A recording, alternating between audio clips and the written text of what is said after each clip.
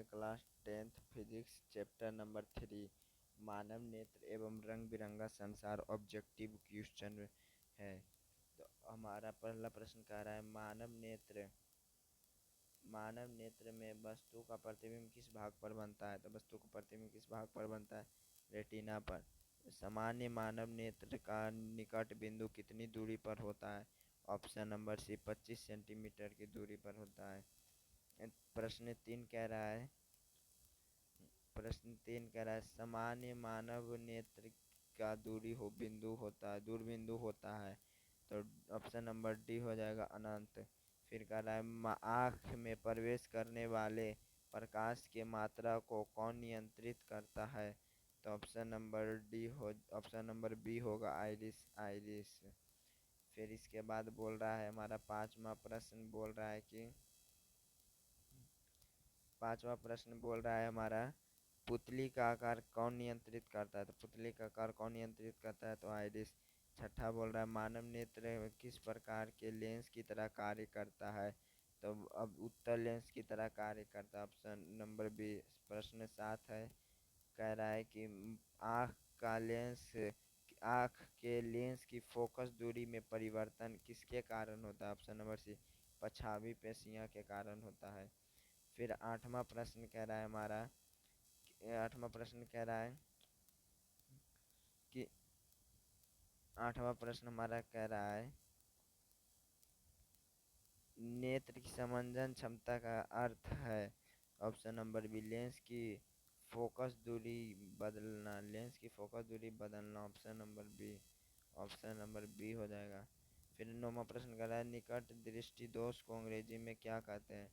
निकट दृष्टि दोष को क्या कहते हैं, option number B myopia. Option फिर प्रश्न 10 कह रहा है कि निकट दृष्टि में दोष में व्यक्ति को क्या स्पष्ट दिखाई देता है। तो ऑप्शन नंबर सी दूर की वस्तुएं स्पष्ट और दूर पास की वस्तुएं स्पष्ट दिखाई देती है, और दूर की वस्तुएं अस्पष्ट मतलब कि स्पष्ट रूप से दिखाई नहीं देती है, या तो साफ साफ दिखाई नहीं देती है। फिर 11 बोल रहा है कि निकट दृष्टि दोष का सुधार किस लेंस के किस लेंस से किया जाता है। ऑप्शन नंबर बी अवतल लेंस से किया जाता है।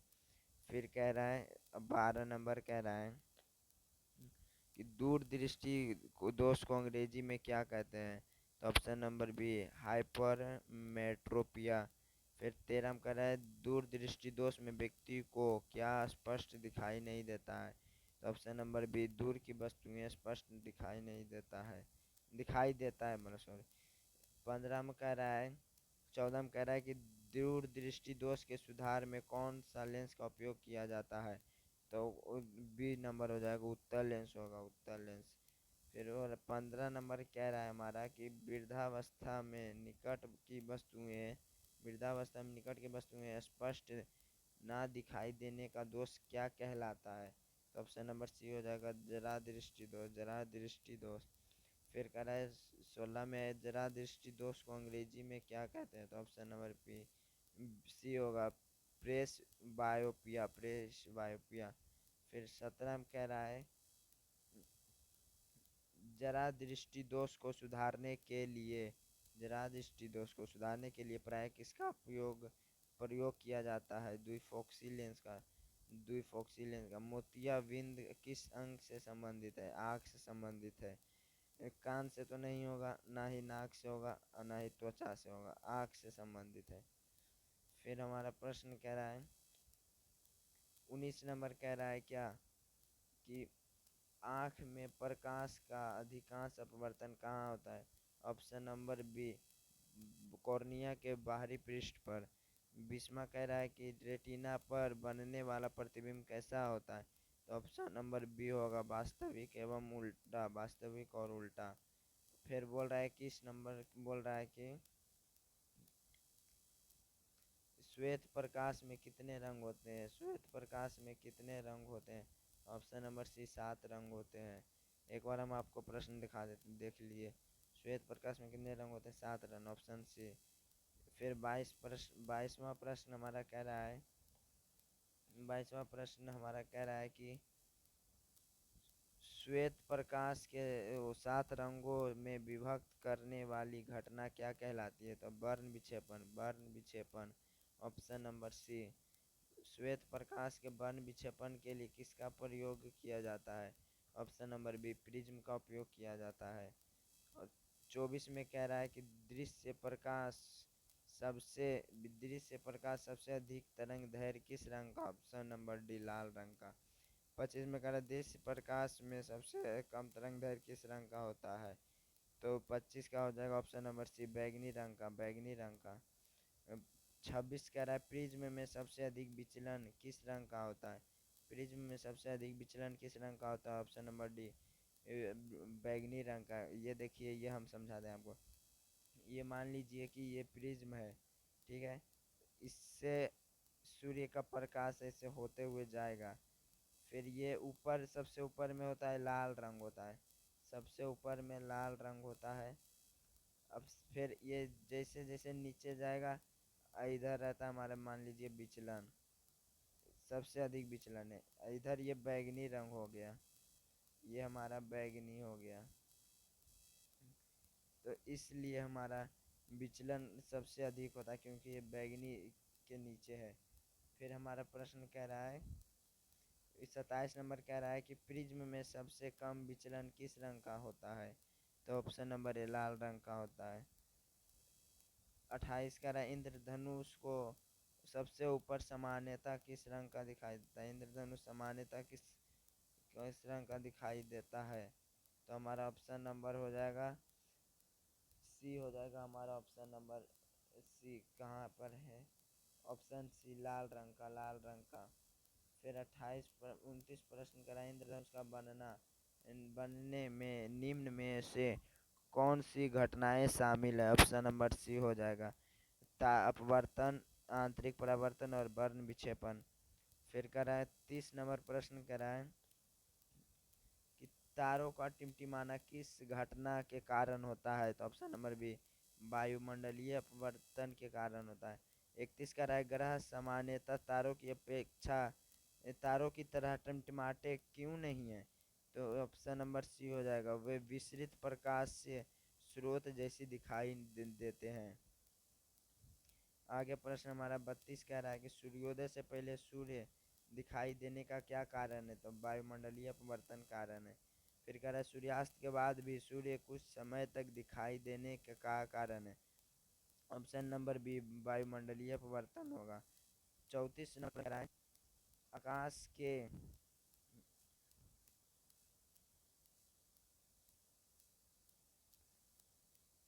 आकाश का रंग नीला दिखाई देने का मुख्य कारण क्या है? तो प्रकाश का परिकर्णन। वायुमंडल में से प्रकाश किस रंग का अधिक परिकर्णन होता है? तो हमारा ऑप्शन है लाल रंग, ए नंबर लाल है, बी पीला, सी नीला, डी नारंगी। डी है नारंगी। तो हमारा ऑप्शन हो जाएगा सी नंबर, हमारा ऑप्शन हो जाएगा नीला, नीला। फिर 36 नंबर प्रश्न हमारा कह रहा है अंतरिक्ष से आकाश का रंग कैसा दिखाई देता है? तो ऑप्शन नंबर सी, काला दिखाई देता है। अब 37 प्रश्न हमारा कह रहा है कि खतरे का संकेत के लिए लाल रंग का प्रयोग क्यों किया जाता है? ऑप्शन नंबर बी, लाल रंग का परिकर्णन सबसे कम होता है इसलिए। 38 कह रहा है कि प्रकाश के परिकर्णन का अर्थ क्या है? ऑप्शन नंबर बी, प्रकाश का कणों द्वारा विभिन्न दिशाओं में फैलना। 39 नंबर कह रहा है कि पर, प्रकाश का कौन सा रंग वायुमंडलीय अपवर्तन में सबसे कम परिकर्णित होता है? ऑप्शन नंबर सी, लाल रंग का।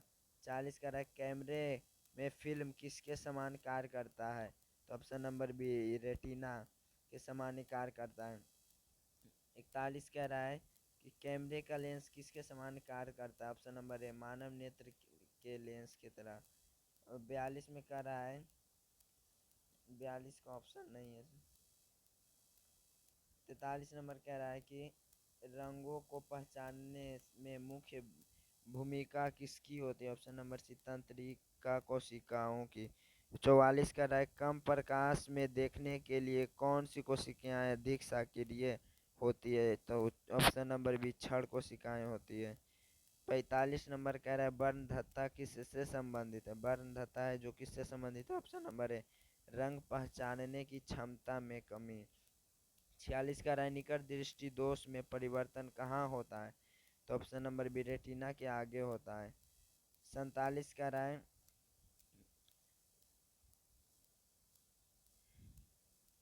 47 का राय दूर दृष्टि दोष में प्रतिबिंब कहाँ बनने की प्रवृत्ति होती है? तो ऑप्शन नंबर बी रेटिना के पीछे। 48 का मायोपिया को ठीक करने के लिए किस लेंस का की शक्ति कैसी होती है? तो बी हो जाएगा हमारा ऑप्शन नंबर ऋणात्मक। फिर कह रहा है 49 में कह रहा है हाइपरमेट्रोपिया को ठीक करने के लिए किस लेंस की शक्ति कैसी होती है? तो हमारा ऑप्शन नंबर हो जाएगा ए धनात्मक धनात्मक। फिर 50 कह रहा है कि हमारा अंतिम प्रश्न कह रहा है कि मानव नेत्र में प्रकाश की मात्रा को नियंत्रित करने वाला छिद्र कहलाता क्या है? पुतली कहलाता है। तो आज का हमारा क्लास यहीं पे ख़त्म होता है। अब हम लोग मिलेंगे कल।